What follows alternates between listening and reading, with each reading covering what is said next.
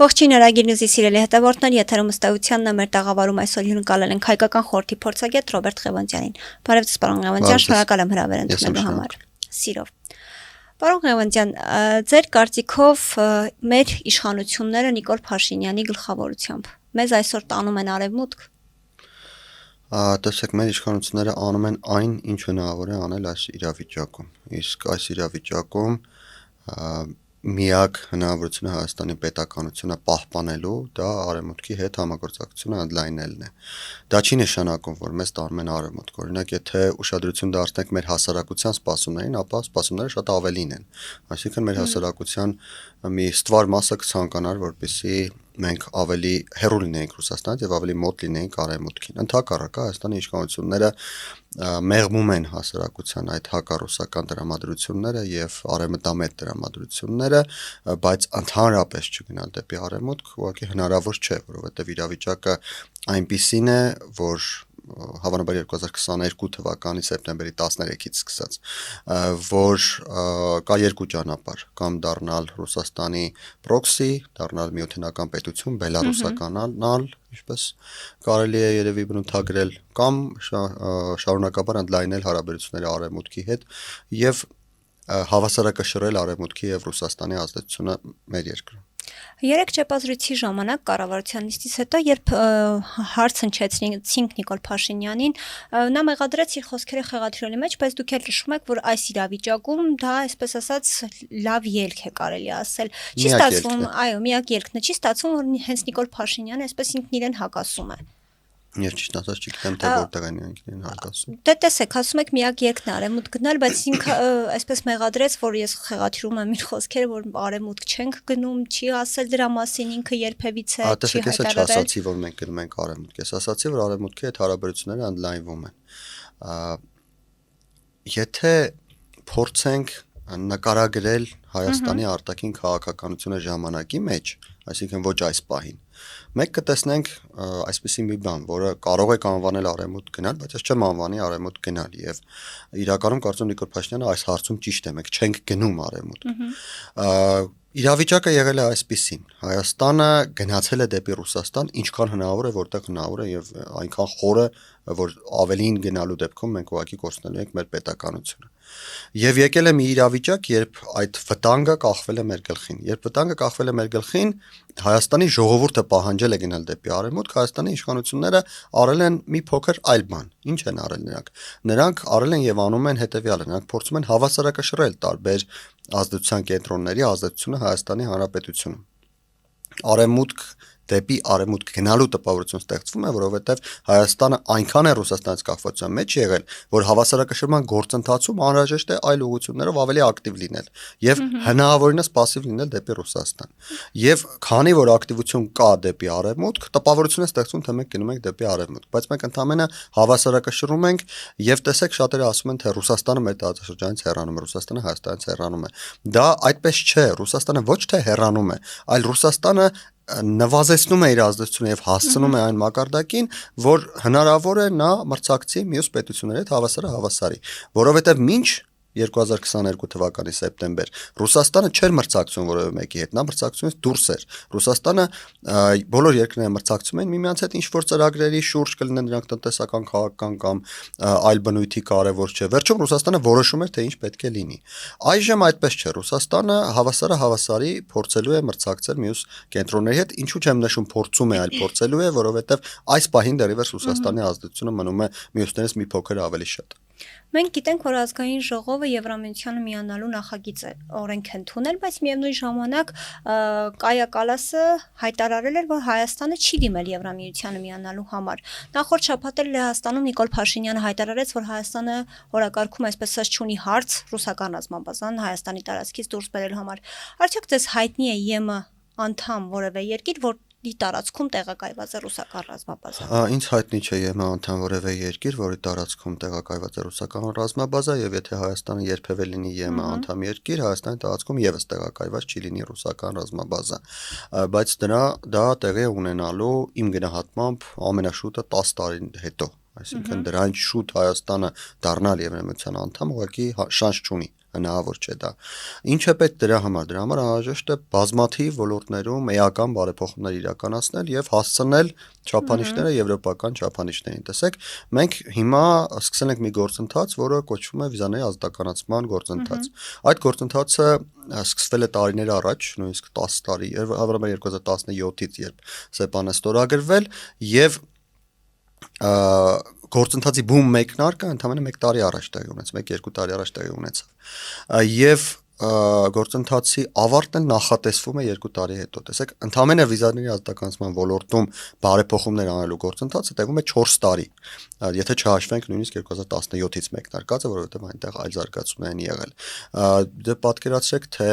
մնացած բոլոր ոլորտներում չափանիշները եվրոպական գոնե միջին չափանիշներին հասցնելու գործընթացը ինչքան է տևելու։ Ես ասացի նվազագույնը 10 տարի։ Ինչը նշանակում է, որ 10 տարիների ընթացքում Հայաստանի պաշտպանունակությունը, անվտանգության հնարավորությունները, դիմադրունակությունը, սահմանները ինքնուրույն հսկելու հնարավորությունները եւ այլն բազմաթիվ հարցերում Հայաստանի հնարավորությունները, երբ կամրապնդվեն եւ մենք կունենանք այնպիսի իրավիճակ, երբ կարող ենք հանգիստ հրաժարվել ռուսական ռազմաբազայից, չվախենալով օրինակ հիբրիդային հարձակումներից Հայաստանի նկատմամբ, չվախենալով Հայաստանի ներսում ահաբեկչական գործողություններից, որոնք հնարավոր է տեղի ունենան, թե օրինակ այսօր մենք հրաժարվենք ռուսական ռազմաբազայից եւ այլն, այդ ժամանակ ռուսական ռազմաբազայից հրաժարվելու օրակարգ կհայտնվի, այսինքն հարց կհայտնվի Հայաստանի օրակարգում եւ ռուսական ռազմաբազան դուրս կգա, որից հետո մենք կդառնանք Եվրամիության մաս։ Եթե գործընթացները ընթանան այդ ուղղությամբ, որովհետեւ աշխարհը շատ արագ է փոխվում եւ ամեն ինչ կարող է շատ արագ այլ ուղղությամբ տանել մեզ։ Անդրադառնանք նաեւ ներքաղաքական զարգացումներին, իշխանության ներկայացուցիչները պնդում են, որ իրենք քաղաքացիական պայմանագիրը այս ընտրություններում ավելի շատ ձայն է ստանալու, քան 2021-ին։ Ձեր գնահատմամբ արդարացված է արդյոք նրանց այս վստահությունը եւ ինչու պիտի մեր քաղաքացիները ԿՊ-ին հիմա ավելի շատ ձայն տան, քան 2021-ին։ Ես ճիշտն ասած ինքս ունեմ իմ վերլուծությունները, որոնք մեծ մասով հաստատվում են այսօր հրապարակված հարցումների արդյունքներով։ Տեսեք, քաղաքացիական պայմանագիրը իսկապես լիդերն է այս ընտրարշավի եւ քաղաքացիական պայմանագիրը անշուշտ առաջին հորիզոնականներում է լինելու, բայց այստեղ հարցը նրա մեջ չէ, թե առաջին հորիզոնականով քանի տոկոս ձայն ունենալով։ Այն, որ քաղաքացիական պայմանագիրը կարող է մեծամասնություն հավաքել եւ բավական հավանական է, դա կարծում եմ այստեղ վիճելու հարց չկա,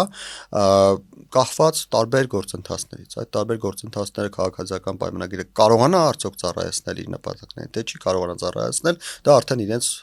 մասնագիտական ունակություն եւ կոնկրետ անդամների հնարավորություններից կախված կլինի, բայց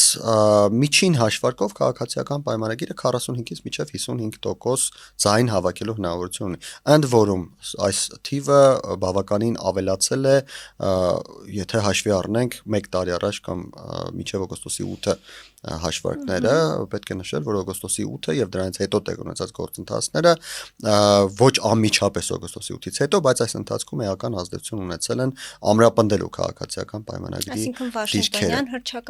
Վաշինգտոնյան հռչակագիրը, Վենսի այցը, Ադրբեջանի հռետորաբանության որոշակի փոփոխությունները, հայ-ադրբեջանական գործընթացները, խաղաղությունը, այն որ կրակոցներ չկան մեր սահմաններին եւ այլն որոշակի գործընթացներ։ Առաջիկայում եւս սպասվում են որոշ գործընթացներ, որոնք քաղաքացիական պայմանագիրը կարող է իր ակտիվում գրանցել։ Դրանցից երկու ամենակարևորները, թեև մի քանիսը կան, երկու ամենակարևորները կարծում արտաքին դաշտում, դրանք եվրոպական համայնքի գագաթաժողովն է Հայաստանում մայիսի 4-ին եւ մայիսի 28-ին զինվորական շքերթը, ռազմական շքերթը, որը սպասվում է Երևանում։ Եվ եւս մեկ ներքաղաքական հարց, որը նույնպես ամրապնդում է, դա թոշակների բարձրացումն է։ Այս բոլորը այնպիսի գործողություններ, այնպիսի գործընթացներ են, որոնք համապատասխանում են Հայաստանի Հանրապետության շահերին, բայց համապատասխանում են նաեւ առանձին վերցած քաղաքացիական պայմանագիր կուսակցության շահերին։ Եվ կուսակցությունը, ինչպես ցանկացած բանական էակ, իր շահերը համապատասխանեցրել է պետության շահերին, կամ ցանկացած բանական էակ, որը փորձում է իր շահերը որովհետեւ իրացնել, տեսել է, որ կա համապատասխանություն, օգտագործում է դա։ Օգտագործելու արդյունքում նրանց դիրքերը ամրապնդվում են։ Թե ինչքան կամրապնդվեն եւ քանի տոկոս նրանք կհավաքեն, իհարկե մենք կտեսնենք ընտրությունների արդյունքում, բայց 45-ից 55% այն միջակայքն է, որի շրջանակներում լինելու են ձայները ստացած։ Եթե դրանց գումարենք նաև այն, որ կփոշիանա ձայների որոշակի քանակ, տեսեք 2021 թվականին դա եղել է 19%, 19%-ից ավելի փոշիացել է եւ բաժանվել է անցած կուսակցությունների միջև։ Ստացվում է, որ քաղաքացիական պայմանագրի նույնիսկ 45%-ով բավական լավ շանսեր ունի վերջնական արդյունքում մեծամասնություն ունենալ։ Իսկ եթե նա հավաքի իմ նշած միջինը 50%-ը եւ ավելանա նաև փոշիացած ձայները, կստացվի, որ իրենք ճիշտ են եւ իրենք ստացել են ավելին, քան ստացել էին 2021 թվականին։ Այսինքն, եթե փորձենք ամփոփել այս ամբողջ պատկերը, քաղաքացիական պայմանագրի կուսակցության ներկայացուցիչները ըստ ամենայնի իրենց լավատեսական կանխատեսումն են անում, որովհետև լավատեսական կանխատեսումը, այո, այդպեսին իրենց համար լավատեսական կանխատեսումը, որ իրենք ավելին են տանելու, քան 2021 թվականին։ Վատատեսական կանխատեսումը այստեղ այն է, որ նրանք մեծ դժվարությամբ կարողանան կամ կլինեն սահմանագծին մեծամասնություն ունենալ չունենալ։ Պարոն Գամեդյան, ձեր խոսքում անդրադարձակ թոշակների բարձրացմանը, շատերը պնդում են, որ սա ինչ-որ նախընտրական քայլ էր, քանի որ նույն Նիկոլ Փաշինյանը մոտ 2 ամիս առաջ հայտարարում էր, որ եթե թոշակները 10,000-ով բարձրացնեն, մարդիկ չեն իմանա թոշակառուները ոնց ծախսեն, որտեղ ծախսեն։ Ինչ կասեք այս մասին։ Տեսեք, չգիտեմ Նիկոլ Փաշինյանը ինչ էր պնդում այն ժամանակ, եթե հասկանանք, որ քաղաքացիական պայմանագիր կուսակցությունը տեսել է ինչ որ ժամանակ, ես չգիտեմ, 1 տարի առաջ, 2 տարի առաջ, 1 ամիս առաջ տեսել է, որ թոշակների բարձրացման հնարավորություն կա, ապա նորմալ է, որ այդ կուսակցությունը, ինչպես ցանկացած այլ քաղաքական կուսակցություն, փորձել է համադրել այդ բարձրացման ժամանակը ընտրական գործընթացների հետ եւ որոշել է այժմ բարձրացնել նրա համար, որպեսզի այդ համադրումը տեղի ունենա եւ նրանք կարողանան բացի նրանից, որ կենսաթոշակառուները ավելի շատ հնարավորություն ունենան, նաև օգտագործեն դա իրենց նախընտրական գործընթացներում։ Ինչը ես ճիշտ ասած բարձրավելի չեմ համարում, ցանկացած կուսակցություն փորձում է իր ձեռքբերումները հարմարեցնել եւ պետության եւ իր ձեռքբերումների շրջանակը հարմարեցնել այն իրավիճակին, որը ամենահարմարն է իրենց համար։ Այս շաբաթ Նիկոլ Փաշինյանը Ազգային ժողովի ամբիոնից հայտարարեց, որ Ռոբերտ Քոչարյանի առաջնորդած Հայաստան դաշինքը անցողիկ շեմը չի հաղթահարելու։ Արդյոք սա միջամտություն չի ընտրական գործընթացին, քանի որ ինձ հայտնի չէ օրինակ արևմտյան որևէ ժողովրդավար երկիր, որ վարչապետը Ազգային ժողովի ամբիոնից հայտարարի, որ այս կամ այն այսպես քաղաքական ուժը Ազգային ժողովում չի հայտնվելու։ Ցանկացած քաղաքական ուժ կապ չունի նա իշխանություն թե իշխանություն չէ, իրավունք ունի կարծիք հայտնել այլ քաղաքական ուժերի Ազգային ժողովի ամբիոնից Նիկոլ Փաշինյանը արդեն որպես վարչապետ է, ոչ դա ոչ օրինակ։ Ազգային ժողովի ամբիոնը քաղաքական ամբիոն է, Ազգային ժողովի ամբիոնից հնչում են քաղաքական մտքեր եւ ցանկացած ներկայացուցիչ, լինի քաղաքացիական պայմանագրից, լինի այլ կուսակցության ներկայացուցիչ, իրավունք ունի իր քաղաքական տեսակետը հայտնելու, անկախ նրանից նա վարչապետ է թե վարչապետ չէ, ինչը ես նորմալ եմ գնահատում, ընդ որում նորմալ եմ գնահատում նաեւ, որ ընդդիմության ներկայացուցիչները գալիս են եւ իրենց քննադատությունն են ուղղում քաղաքացիական պայմանագիր կուսակցությանը եւ անձամբ վարչապետին։ Ինչ վերաբերում է Ռոբերտ Քոչարյանի հնարավորություններին, տեսեք, կա մի այսպիսի դիլեմա, որը կանգնած է Ռոբերտ Քոչարյանի առաջ։ Այդ դիլեման հետեւյալում է. եթե Ռոբերտ Քոչարյանը գնում է ընտրության դաշինքով, ապա նա պետք է հաղթահարի 8% շեմ, որովհետեւ նոր ընտրական օրենսգրքով դաշինքների համար շեմը բարձրացվել է 8%։ Բայց այն 21%-ը մոտավորապես, որ հավաքել է Ռոբերտ Քոչարյանը 2021 թվականին, այս անգամ հնարավոր չի լինելու հավաքել, ինչու, որովհետև Սամվել Կարապետյանը կա, որը տարել է այդ 21% հավաքած ձայների գերակշիռ մեծամասնություն, եթե ոչ ամբողջը։ Ռոբերտ Քոչարյանը պետք է հույս ունենա այն տոկոսներին, որոնք նախորդ ընտրություններին տարել է Սերժ Սարգսյանը, այսինքն որպես երկրորդ ընդդիմություն ներկայանալով։ Եվ ստացվում է, որ հիշենք, որ Սերժ Սարգսյանը 5%-ից մի փոքր ավելի է տարել նախորդ ընտրություններին, ստացվում է, որ Ռոբերտ Քոչարյանը դաշինքով գնալու դեպքում շատ մեծ խնդիրներ է ունենալու շեմը հաղթահարելու։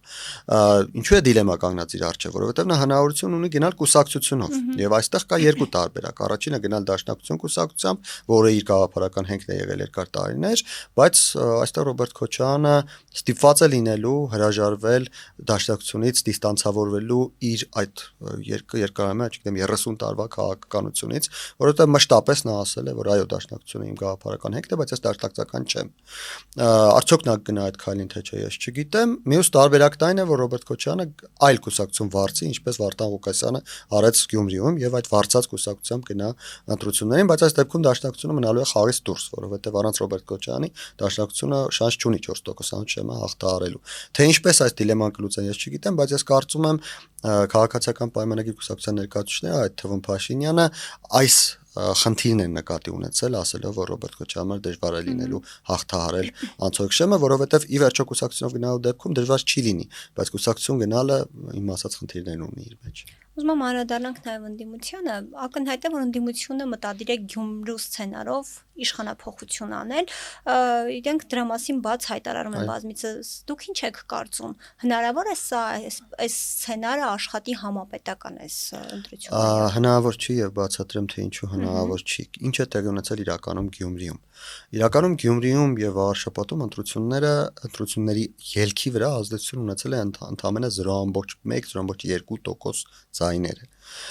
Ինչ է եղել Գյումրիում երկու կուսակցություն կարողացել են անցնել անցորդ շեմը 4.1-4.15 տանելով, այդ երկու կուսակցությունների ձայները չեն փոշիացվել, չեն գումարվել ամենաշատ ձայն տարած քաղաքացիական պայմանագիր կուսակցության ներկայացուցչին եւ նա չի կարողացել ունենալ մեծամասնություն։ Վաղարշապատում նույն գաղափարական դաշտի երկու կուսակցությունները հավաքել են 3.9-3.85, եթե չեմ սխալվում, տոկոս եւ նրանց ձայները փոշիացվել են, գումարվել են քաղաքացիական պայմանագրի ներկայացուցչին եւ նա կարողացավ մեծամասնություն ունենալ։ Ինչու համապետական ընտրություններում դա հնարավոր չէ, որովհետեւ համապետական ընտրությունների համայնապատկերում չկան երկու ռուսամետ գաղափարական ուժեր, որոնք կարող են 4% հաղթահարել եւ թույլ չտալ, որ փոշիացվի իրենց ձայները եւ այդ տոկոսները հետո նվիրել առաջին տեղում հայտնված Սամվել Կարապետյանի ուժին կամ մեկ ուրիշին, ում որ նրանք կորոշեն վարչապետի թեկնածու ներկայացնել։ Մեկ ուժ կա, որը 4% ամենայն հավանականությամբ կհաղթահարի, դա Գագիկ Ծառուկյանի ուժն է, բայց Գագիկ Ծառուկյանի ուժը եւ Սամվել Կարապետյանի ուժը, եթե նույնիսկ գումարեն իրենց ձայները, նրանց չի բավարարելու եւս երկու քաղաքական ուժի ձայներ, որոնք ամենայն հավանականությամբ կփոշիացնեն ձայներ եւ այդ ձայները կգումարվեն եւ իրենց եւ քաղաքացիական պայմանագրին, բայց քաղաքացիական պայմանագրի քանի որ առաջին տեղում է լինելու միանշանակ շատ է հավաքելու, նրան ավելի շատ կգումարվի եւ նա կկարողանա մեծամասնություն կազմել։ Այսինքն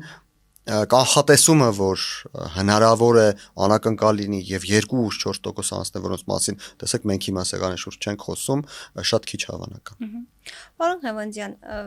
Հայաստանում քաղբանտարկյալներ կան։ Ոչ։ Իսկ Սամվել Կարապետյանը, Սամվել Կարապետյանը իմ ունեցած տվյալներով տանն է, ինչպես եւ Միքայել Սրբազանը։ Դե բայց իրենց հանդեպ քաղաքական հետապնդում են տնային կալանքում։ Ես համաձայն չեմ ձեր ձևակերպման հետ, նրանցից որևէ մեկի հանդեպ քաղաքական հետապնդում չի եղել։ Միքայել Սրբազանը արել է հայտարարություն, որը անօրինական է Հայաստանի Հանրապետության։ Ինչու 2023-ին դրա մեջ հանցակազմ չեն տեսել նույն դատախազությունը։ Ես ինքս որպես քաղաքագետ, որպես Հայաստանի քաղաքացի տեսել եմ եւ 2023-ին էլ, բայց Հայաստանի իշխանությունները որոշել են շատ ուշ այդ գործընթացն իրականացնել։ Գիտեք, խնդիրը այստեղ այն չէ, որ Հայաստանի իշխանությունները Միքայել Սրբազանի նկատմամբ իրավական գործընթաց են սկսել կամ իրավապահ մարմինները։ Խնդիրն այստեղ այն է, որ նույն կերպ հանդես եկող այլ մարդկանց նկատմամբ այդ գործընթացները չկան։ Ես կարծում եմ, սա իշխանությունների թերացումն է, որովհետև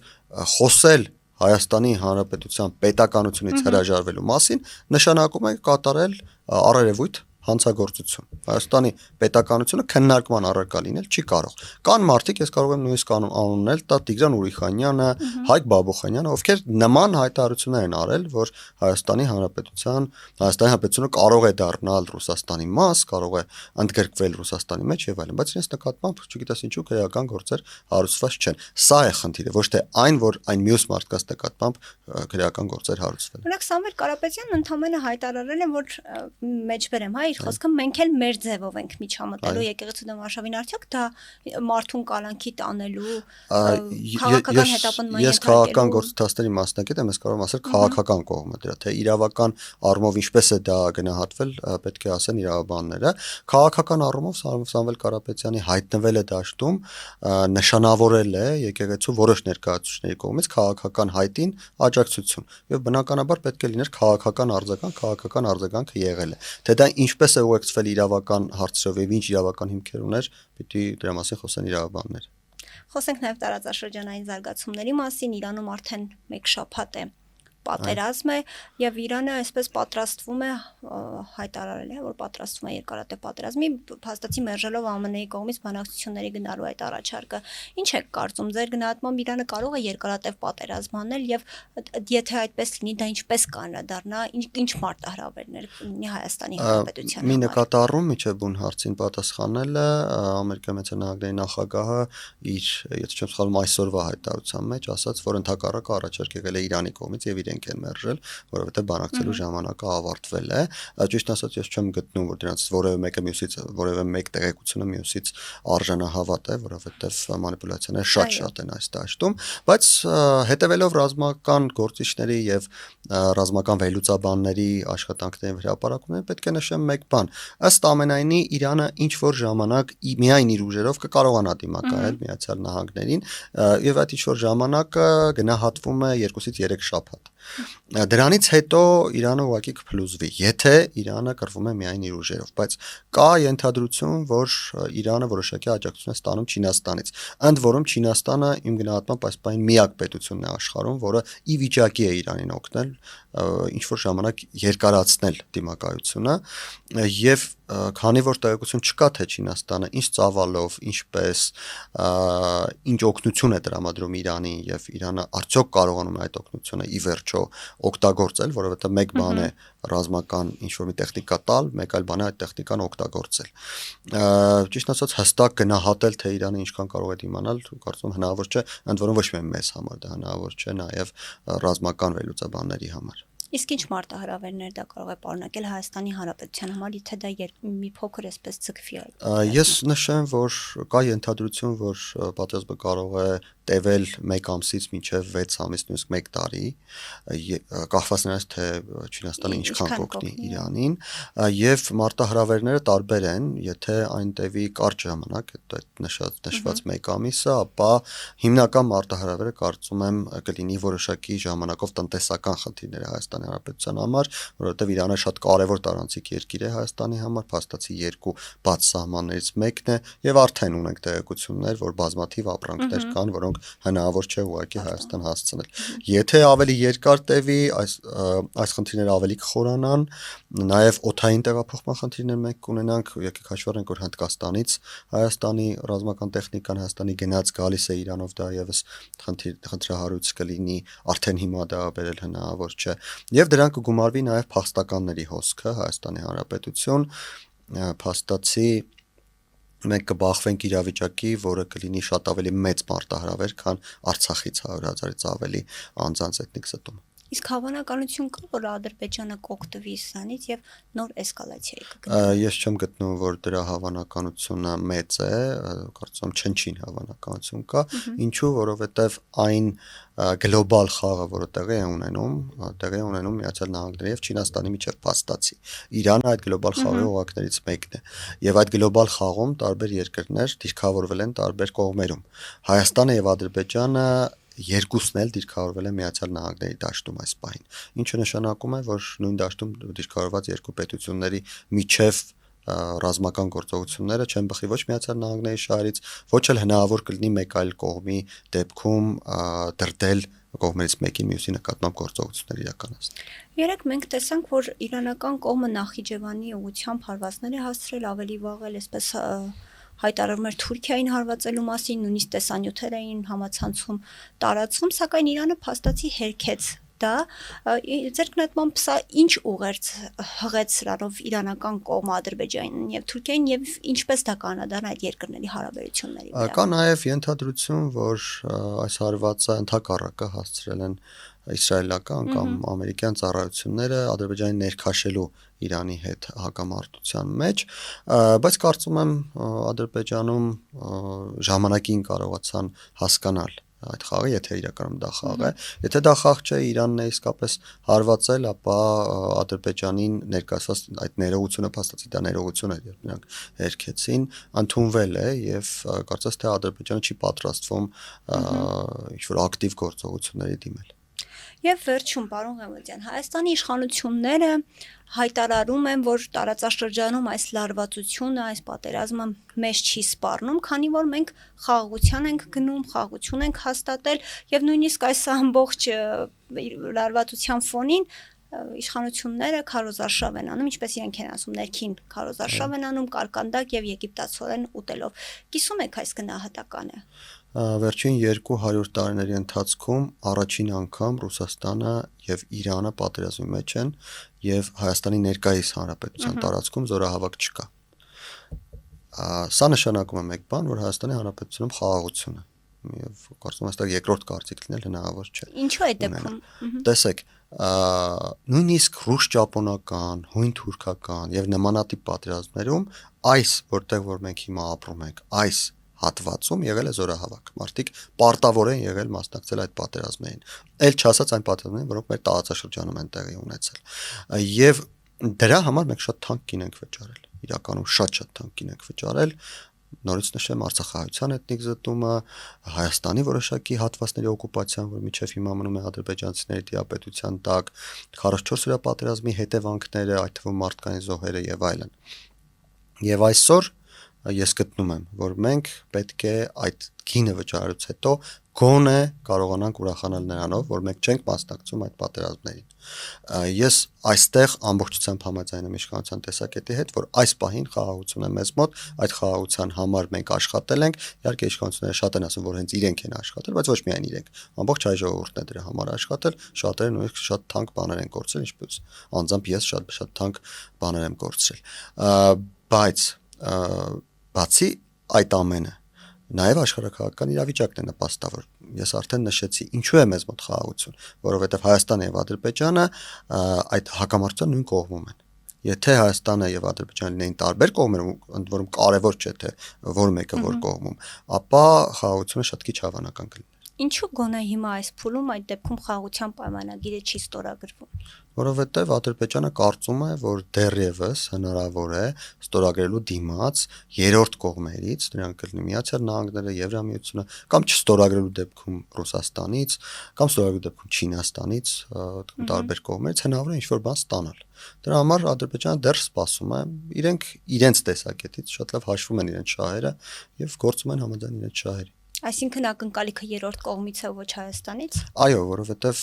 Հայաստանի հետ կարծես թե Ադրբեջանը եւ Հայաստանը Ադրբեջանի հետ ամեն ինչ համաձայնեցրել են։ Իսկ հնարավոր չէ, օրինակ ինչ որ զիջումների է ուզում նորից գնա Հայաստանը, թեկուզ տարածքային այդ ես չեմ գտնում, որ Հայաստանի Հանրապետությունը այն տրամաբանության մեջ, ինչ տրամաբանության մեջ որ գնում են գործընթացները Ադրբեջանի հետ, ես չեմ գտնում, որ Հայաստանը ինչ որ բան ունի զիջելու։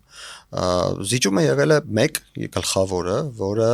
միակ հնարավորությունն է եղել Հայաստանի պետականությունը պահպանել, դա եղել է 2022 թվականի հոկտեմբերի 6-ին, երբ Հայաստանը պաշտոնապես ճանաչել է, որ Հայաստանի Հանրապետությունը 29743 քառակուսի կիլոմետր է։ Դա եղել է զիջում, որովհետև Արցախի հետ կապված հարցում փաստացի ընդունել ենք Ադրբեջանի գերակայությունը։ Դրանից հետո եւ դրանից առաջ Հայաստանը որևէ զիջման չի գնացել եւ չի գնա։ Շնորհակալ եմ պարոն Ղևոնդյան զրույցի համար։ Իմ հյուրն էր հայկական խորհրդի փորձագետ Ռոբերտ Ղևոնդյանը։ Կհանդիպենք։